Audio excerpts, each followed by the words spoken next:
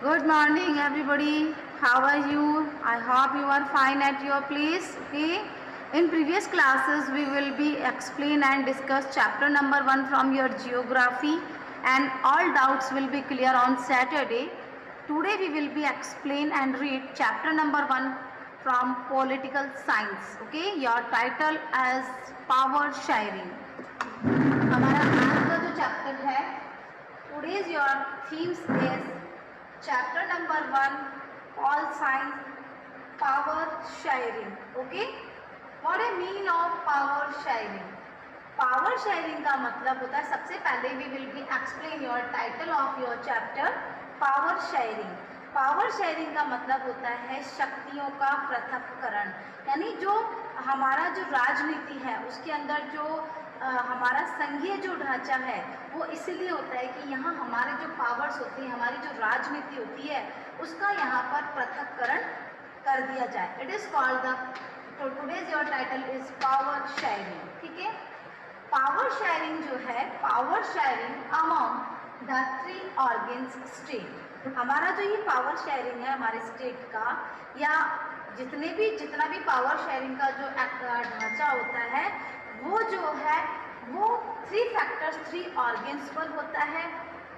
Legislature, executive और judiciary. Okay, व्यवस्थापिका, कार्यपालिका और न्यायपालिका, ये तीनों के अंदर हमारा जो पॉलिटिकल जो कंस्ट्रक्शन होता है, जो हमारा ऑर्गेनाइजेशन होता है, हमारा जो ऑर्गन्स होता है वो इन तीनों में रहता है. लेजिस्लेचर, एग्जीक्यूटिव और judiciary is very important for the proper functions of the democracy. यानी अगर इंडिया क्या है, डेमोक्रेसी, किसी भी कंट्री का डेमोक्रेसी फैक्टर्स होने के लिए उसका फंक्शन जो है वो ये होना चाहिए पावर शेयरिंग. जब पावर शेयरिंग होगा तभी डेमोक्रेसी का जो इम्पोर्टेंट फंक्शन है वो पावर शेयरिंग ही होता है. तो सबसे पहले आज का जो हमारा मेन जो थीम है वो है पावर शेयरिंग. ठीक है, next I explain the everything about the power sharing. Okay beta, why Mahima you are not listening me? Yes, I will again explain the everything here. Okay, today's your chapter's theme is power sharing.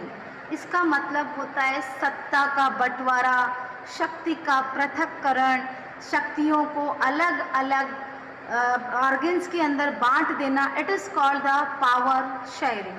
Okay, next आता है जो power sharing जो है among the 3 organ of state, legislature, executive and judiciary.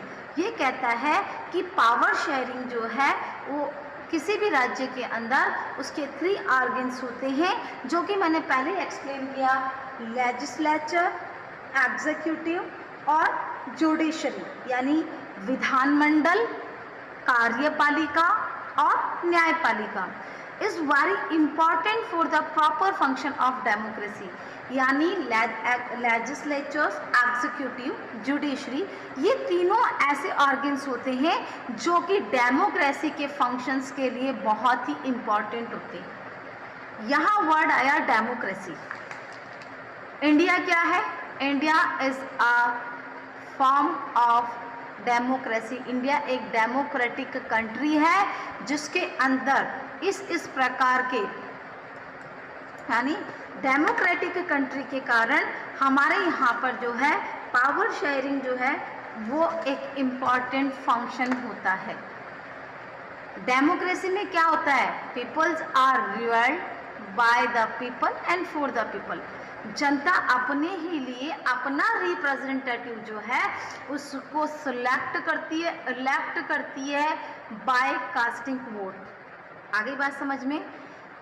जो हमारी populations होती है, peoples of या सिटीजन्स ऑफ इंडिया जो होते हैं, उनको एक राइट मिलता है, वो होता है casting vote and choose your representative, कि वो अपना वोट कास्टिंग करेंगे और अपने रिप्रेजेंटेटिव को चूज़ करेंगे. ठीक है, अब वो चूज़ रिप्रेजेंटेटिव ही जो है वो क्या है, हमारी सरकार होती है, हमारी गवर्नमेंट होती है, फिर इस गवर्नमेंट के अंदर ही ये पावर शेयरिंग होती है। इस गवर्नमेंट के अंदर एक एडमिनिस्ट्रेशन होता है। एडमिनिस्ट्रेशन का मतलब होता है प्रशासन। उसमें 3 फैक्टर्स होते हैं जो डेमोक्रेसी में सबसे इम्पॉर्टेंट होते हैं, लेजिस्लेचर, एग्जीक्यूटिव और जुडिशरी। ठीक है, विधानमंडल, कार्यपालिका और न्यायपालिका, ये तीनों मिलकर के एक फंक्शन ऑफ डेमोक्रेसी को क्रिएट करती है। और the idea of power sharing is embraced in opposition to the nation of the individual political powers. ये पावर शेयरिंग जो होती है वो हमारा जो राष्ट्र है उसके अंदर ऑपोजिशंस को भी मिलती है, इसमें अनडिवाइडेड पॉलिटिकल पावर भी होता है। यानी कहने का मतलब ये है कि everyone has a voice in a shaping of public policies. ठीक है, इन डेमोक्रेसी में क्या होता है, ऑपोजिशंस पार्टीज भी होती है।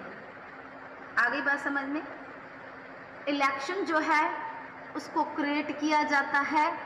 इलेक्शन क्रिएट करने के बाद में पीपल जो है, नंबर ऑफ पीपल या सिटीजन्स ऑफ इंडियन जो है वो अपना रिप्रेजेंटेटिव चुनती है, और जो व्यक्ति वॉन हो जाता है, जिसको नंबर ऑफ वोट ज़्यादा मिलते हैं, वो उसकी गवर्नमेंट क्रिएट होती है। अब जो हार जाता है, यानी 2 पार्टीज़ हैं, 3 पार्टीज़ हैं, 4 पार्टीज़ हैं, बहुत सारी पार्टीज़ हैं, जिस जगह जो पार्टी जीतती है वहाँ उसकी गवर्नमेंट बनती है, और जो व्यक्ति हार जाता है, ठीक है, जो विक्ट्री को प्राप्त नहीं कर पाता है, जो वॉन नहीं होता है, वो क्या होती है, वो एज ए ऑपोजिशन पार्टीज में चली जाती है। अब ऑपोजिशंस के अंदर भी उसको बोलने का अधिकार रहता है, होता है या नहीं होता है, यानी voice in the shaping of public policies. वो पब्लिक पॉलिसीज के अंदर अपनी वॉइस को उठा सकता है, शेपिंग दे सकता है। आ रही बात समझ में? जैसे अभी है राजस्थान में कांग्रेस की सरकार है, गहलोत सरकार है, सेंटर पर कौन है, बीजेपी की सरकार है, मोदी की सरकार है। ठीक है, यहाँ पर मोदी यानी सेंट्रल पर जो गवर्नमेंट है उसके खिलाफ भी कई बार बहुत सारे कमेंट्स जो है वो गहलोत सरकार के द्वारा दिए जाते हैं। ठीक है, आज का रिसेंटली जो मोमेंट था, आज का जो हाईलाइट जो था इस पॉलिटिकल्स के अंदर, वो था पेट्रोल और डीजल की कीमतों को लेकर के कांग्रेस के द्वारा निकाली गई एक special rallies. If you are introduced to Delhi newspaper then everything you are clear now। जो मैं समझाने चाह रही हूँ, हमने 1 या 2 दिन पहले देखा कि व्हील्स यानी हमारा जो 4 व्हीलर है, हमारी जो कार है, उसके व्हील्स को उसके आगे के इंजन को हटा करके उसको कार्ट पर, यानी जो हमारा प्रीवियस टाइम क्या होता था, एनिमल्स कार्ट पर चलते थे, हमारा जो भी ट्रांसपोर्टेशन होता था, तो उस कार को ट्रांसपोर्टेशन यानी उस कार्ट के ऊपर हैंग कर दिया और ये जताया कि आने वाला समय जो है वो वापस वही होगा जो हमारा प्रीवियस टाइम था। क्यों? क्योंकि पेट्रोल और डीजल की कीमतों में लगातार जो है वो सेंट्रल गवर्नमेंट जो है उसके अमाउंट को यानी उसके प्राइस को जो है वो बढ़ाता हुआ जा रहा है। तो ऑपोजिशन जो होता है वो इमीडिएटली इस पर अपना व्यू जो है वो देना चालू कर देता है। वो मीडिया के द्वारा लोगों को इंट्रोड्यूस कराता है कि भाई ये पार्टीज जो है ये ऐसा कर रही है, ये ऐसा। तो ये सब जो चीज़ होती है वो डेमोक्रेसी में एज ए पावर शेयरिंग के अंदर होती है। ये शेयरिंग जो होती है वो अकॉर्डिंग टू जुडिशरी, न्यायपालिका के तहत हमको मिलती है, व्यवस्था पालिका। ये देखो जुडिशरी जो होती है वो पर्टिकुलर हमारे लिए नियम कानून बनाती है, उसमें दोनों पॉइंट ऑफ व्यू को देखा जाता है। हर व्यक्ति अपना पक्ष रख सकता है, हर व्यक्ति अपने लिए बोल सकता है, हर व्यक्ति अपने लिए लॉयर जो है उसको हायर्ड कर सकता है। आ रही है बात समझ में? तो पावर शेयरिंग जो है वो एक डेमोक्रेसी का बहुत ही इम्पॉर्टेंट और इंडिविजुअल पॉलिटिकल पावर्स की जो थीम्स है, जो वॉइस है, वो पब्लिक पॉलिसीज के अंदर होती है। अब to understand how democracy is handle to demands of power sharing, here we are discussing the form of power sharing in Belgium and Sri Lanka। सबसे पहले इस पावर शेयरिंग में, यानी जो हमारा जो टाइटल जा रहा है पावर शेयरिंग का, उसमें हम बेल्जियम और श्रीलंका के बारे में इस चैप्टर्स के अंदर पढ़ेंगे। आगे बात समझ में। हमारा फर्स्ट जो व्यू पॉइंट है वो है बेल्जियम। देखिए बेल्जियम जो है, दिख रहा है बेल्जियम आपको? नहीं, देखिए हमारा जो नेक्स्ट जो टीचिंग पॉइंट्स है वो है बेल्जियम। ठीक है, अब ये जो बेल्जियम है, बेल्जियम इज देखिए अगर मैं साइड में आऊँगी तो आप लोगों को दिखाई नहीं देगा, इसमें थोड़ी प्रॉब्लम क्रिएट होगी। हाँ देखिए बेल्जियम जो है, Belgium is a quadrant state, problems tensions between the French the Dutch communities. जब हम बेल्जियम की बात करते हैं तो यहाँ पर कुछ पॉलिटिकल अफेयर्स को लेकर के थोड़ी सी प्रॉब्लम क्रिएट हुई थी। ठीक है, वो प्रॉब्लम्स जो थी वो फ्रेंच और डच कम्युनिटीज़ के बीच में हुई थी। सबसे पहले तो बेल्जियम को क्लियर करना बहुत ज़रूरी है कि बेल्जियम जो है, आ रहा दिखाई दे रहा है आप लोगों को? हाँ, बेल्जियम जो है, देखिए बेल्जियम जो है वो क्या था, एक फेडरल स्टेट था। ठीक है, इन द वेस्टर्न यूरोप, अगर हम वेस्टर्न यूरोप की हम बात करते हैं तो बेल्जियम जो है वो एक फेडरल स्टेट का मतलब समझते हैं? फेडरल स्टेट का मतलब होता है संघीय राज्य। संघ वह होता है जहाँ शक्तियों को डिस्ट्रीब्यूट किया जाता है। आ रही है बात समझ में? It is smaller in areas than the state of Haryana. It has border with the Netherland, French, Germany and the Luxembourg. यानी इसमें समझाने जैसा कुछ भी नहीं है, आपको सिर्फ धीरे धीरे लैंग्वेजेस को सुनना है। नंबर ऑफ कंट्रीज़ के नेम है, जहाँ समझाने का फैक्टर आएगा मैं वहाँ स्टॉप हो जाऊँगी। Belgium is a federal state in Western Europe. It is smaller in area than the state of Haryana. ठीक है, ये smaller area than the state of Haryana.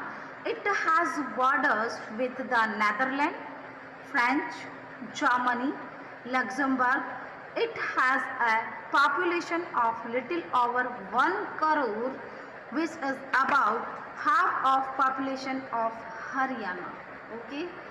Its ethnic composition is very complex. इसका जो ethnic composition है, mean of ethnic, सजातीय विषय, यानी एक ही जाति से रिलेटिव जो कॉम्पोजिशन है, वेरी कॉम्प्लेक्स।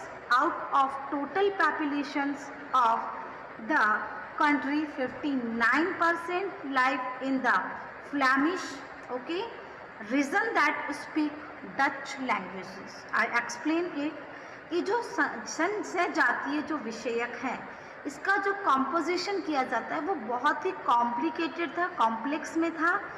नेक्स्ट, इसका जो टोटल पॉपुलेशन जो था वो कंट्री का 59% था, live in the Flemish region, जो कि फ्लैमिश रीजन जो था, यानी फ्लैमिश जो है एक क्षेत्र का नाम है, फ्लैमिश रीजन एंड स्पीक, जो कि वहाँ की लैंग्वेज कैसी थी, डच। वहाँ के लोग जो है डच लैंग्वेजेस को पुट किया करते थे। अदर जो 40% people live in the Wallonia region and speak French. यहाँ का देखो 59% तो फ्लैमिश थे और 40% जो है वो वैलोनिया रीजन्स के अंदर रहते थे, जो कि फ्रेंच लैंग्वेज को बोलते थे। कितनी लैंग्वेज पुट हुई? 2, डच और फ्रेंच। ठीक है, द रिमेनिंग 1% स्पीक जर्मन। अब बाकी का जो 1% बचा है उसकी लैंग्वेज जो थी, उनका जो स्पोकन था, स्पीच जो थी वो थी जर्मन। ठीक है, अब the capital of Belgium is Brussels where 80% people speak French while 20% are Dutch speaking. देखिए ये कहता है capital of Belgium is Brussels where 80%। देखो इसकी कैपिटल में बिल्कुल ऑपोजिशन आ गया, ऑपोजिट हो गया कि 80% पीपल जो है वो तो फ्रेंच बोल रहे हैं और 20% जो है वो डच बोल रहे हैं। तो क्या यहाँ पर टेंशन है, प्रॉब्लम है या नहीं है? डेफिनेटली है। ओके, तो द माइनॉरिटी यानी जो अल्पसंख्यक जो हैं, the French speaking communities was relative rich and powerful. This made the Dutch speaking communities angry who got the benefits of economic development and education much later. ये कहता है कि जो अल्पसंख्यक जो है, जो कि फ्रेंच स्पीकिंग कम्युनिटी से रिलेटिव हैं, वो रिच भी हैं और पावरफुल भी हैं, यानी उनके पास पैसा भी है और उनके पास में शक्ति भी है. दिस मैड, इसी वजह से Dutch speaking communities angry who got the benefit of the. अब होगा यहाँ जो डेवलपमेंट है, इकोनॉमिक जो डेवलपमेंट है, एजुकेशन जो है, इसको लेकर के डच स्पीकिंग जो है वो क्या हो गई, नाराज हो गई. ठीक है, अब नाराज होने के बाद यहाँ पर प्रॉब्लम क्रिएट हुई. वो प्रॉब्लम्स क्रिएट हुई किस में, प्रॉब्लम और tensions between the French and the Dutch communities. क्या कारण है जो इन दोनों के बीच में प्रॉब्लम और टेंशन रही, कि इनका जो पॉपुलेशन है वो नंबर ऑफ परसेंट कहीं पर ज़्यादा है, कहीं पर कम है. फ्रेंच के पास में पावर भी है, पैसा भी है, जबकि डच के पास में पावर और पैसा कम है. इस बात को लेकर के इन दोनों के अंदर मोस्टली जो है वो आर्ग्यूमेंट्स होता रहा, डिबेटिंग होती रही.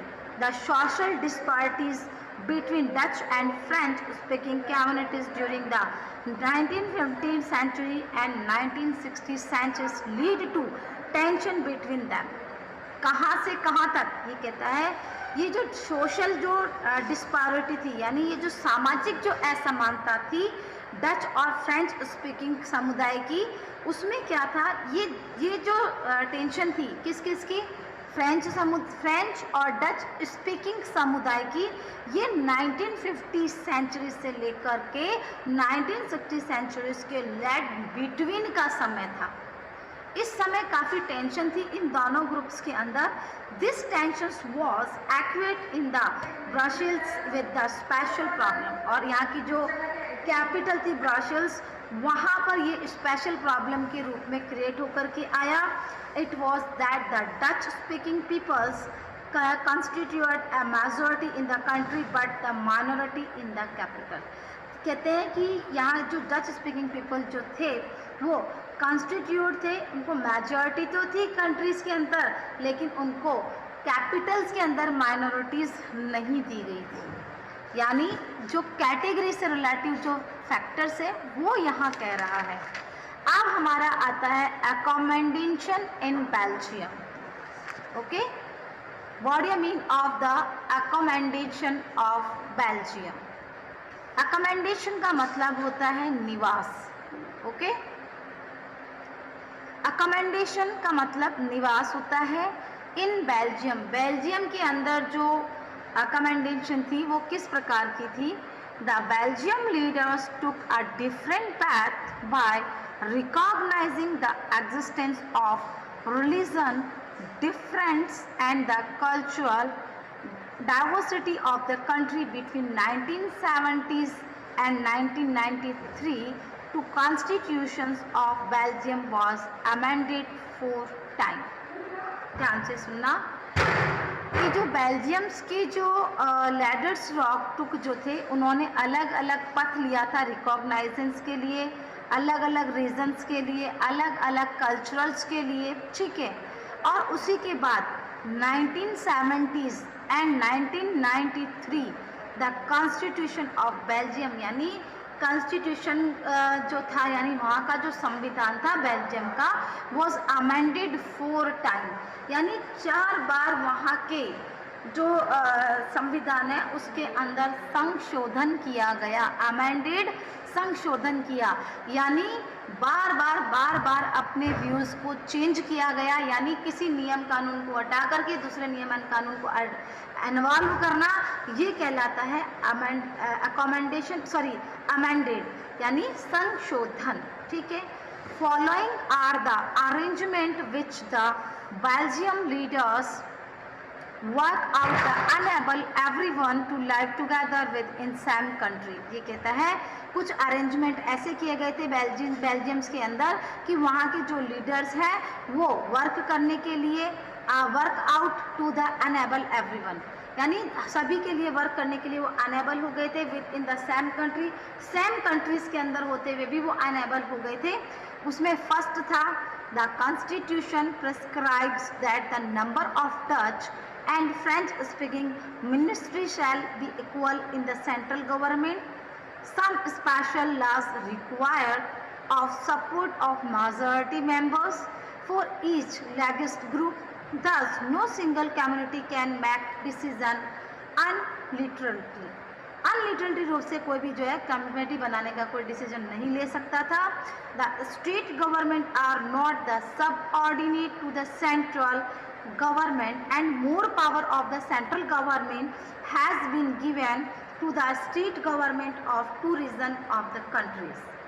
थर्ड आता है Brasilia has the separate government in which both the Dutch and French speaking people have equal representations. The French speaking peoples have accepted this because majority has accepted equal representation and the central level. ये view point है, ये एक arrangement है। Apart from the central and the state government there is the third kind of government communities government it is elected by people belonging to one language community Dutch French and German speaking no matter where they live.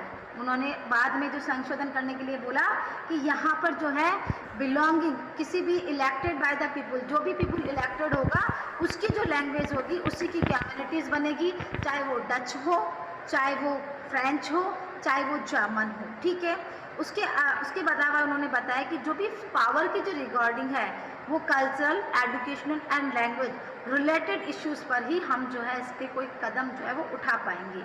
Belgium model has worked well so far, which avoid civic strife between two major communities and countries remains untied. Brussels was chosen as the headquarters of the European Union from the very beginning.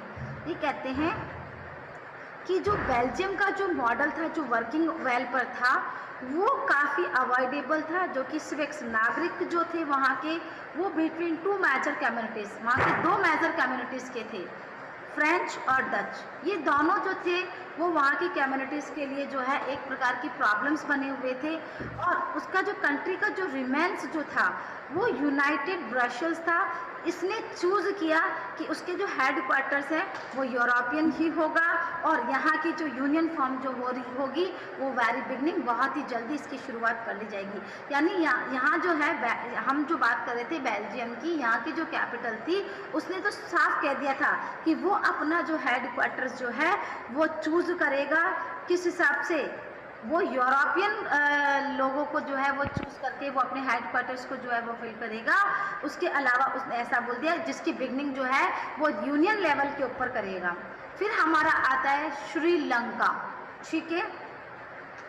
Sri Lanka is an island nation in Indian ocean. ये एक island nation है, island राष्ट्र है जो कि Indian ocean के ऊपर located है। It is just a few kilometers of the southern coast। ये कहता है कि ये जस्ट फ्यू किलोमीटर यानी कुछ किलोमीटर्स जो साउथर्न कोस्ट तमिलनाडु की तरफ जाता है उधर फैला हुआ है। Sri Lanka has ड्राइज population of about 2 crore people with, यानी इसकी पॉपुलेशन जो है, कहाँ की बात कर रही हूँ मैं, श्रीलंका की। Sri Lanka has diverse population of about 2 crore people with 74% being Sinhalas and 18% Tamil. यानी 74% तो इसने बोला कि ये सिन्हल्स है और 18% जो है वो तमिल्स हैं। अब इसी के अंदर अलग से एक टॉपिक आया था सब ग्रुप्स ऑफ तमिल। देखिए श्रीलंकान तमिल्स, यानी श्रीलंका ने अलग अलग 2 ग्रुप बनाए। वो कौन कौन से थे? एक तो सिन्हल था और एक तमिल था। अब तमिल ने भी अलग से सब ग्रुप जो है वो क्रिएट किया। Tamil has 2 sub group. How many? 2। Tamil have 2 sub groups.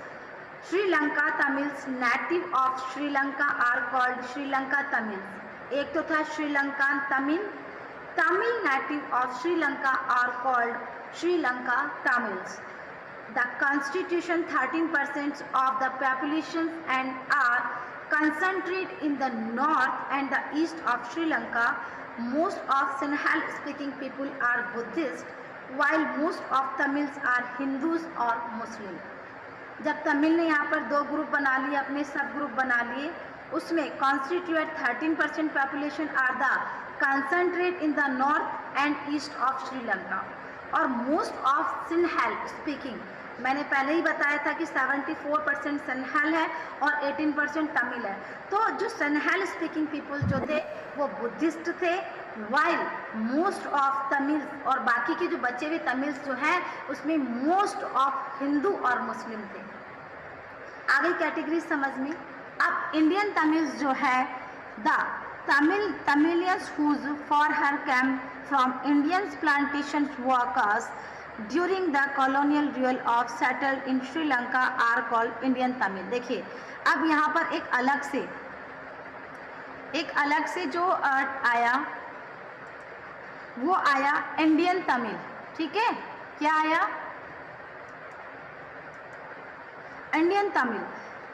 The Tamilians whose forefathers came from India, वह व्यक्ति जो इंडिया से आए थे, ठीक है, जो कि बिलोंगिंग थे तमिल, यानी वो ऑलरेडी तमिल से तो थे, तमिलिंग जिसको बोलते हैं, जैसे हम इंडियन हैं वैसे ही तमिलियंस जो कि भारत से आए थे, यानी पहले उन्होंने भारत रह करके प्लांटेशन वर्कर किया था और वहाँ से वो आए थे।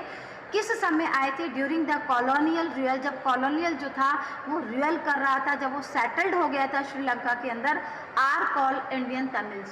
जब वो जितने भी व्यक्ति जो हैं वो इंडियन तमिल्स के रूप में कहलाए। दे कॉन्सेंट्राइज 5% ऑफ पॉपुलेशन, जो कि केवल 5% पॉपुलेशन का था। देर आर अबाउट 7%, इसमें भी 7% क्रिश्चियंस थे, and both of Tamil and Sinhala, बाकी के तमिल और सिन्हल थे, ठीक है। हमारा जो नेक्स्ट आएगा मेजोरिटीज़ इन श्रीलंका, वो हम नेक्स्ट मीटिंग के अंदर उसको कंप्लीट करेंगे। आई होप बहुत इतना हार्ड एंड फास्ट ऐसी कोई टफ लैंग्वेजेस नहीं है। If you want you again read at your home, then every concept to be cleared now, okay. And any queries, listen me proper, if any queries in this chapters today's meeting, then you will be noted by as dated, and after then I managed when doubt class, जब मैं managed करूँगी doubt class को, then you will be put the question belonging to this chapters, okay। Running meetings के अंदर no any more questions, okay। जब इसकी doubt class होगी then we will be discuss, okay। Bye everybody।